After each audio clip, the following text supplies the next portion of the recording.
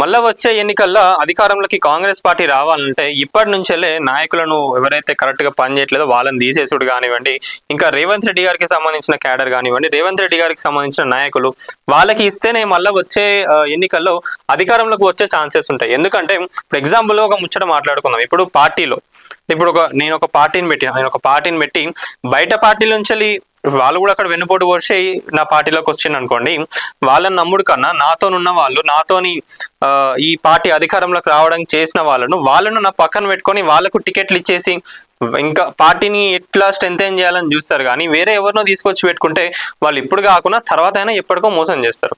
అట్లా మనం పార్టీలో చూసుకున్నట్లయితే రేవంత్ రెడ్డి గారికి అత్యంత సన్నిహితులు రోహిన్ రెడ్డి గారికి కూడా వర్కింగ్ ప్రెసిడెంట్ గా అధిష్టానం పరిశీలనలో ఉన్నట్లు కూడా మరి ఆ లిస్ట్ లో రోహిన్ రెడ్డి గారి పేరు కూడా వస్తున్నట్లు కూడా మరి వార్తలు వస్తా ఉన్నాయి. దీనికి సంబంధించి ఇప్పుడు ఇంకొన్ని మంత్రి పదవులు ఇచ్చేటివి ఉన్నాయి, ఇంకా పార్టీ పదవులు ఏవైతే ఉన్నాయో ఇవన్నీ కూడా ఇచ్చేటివి ఉన్నాయి.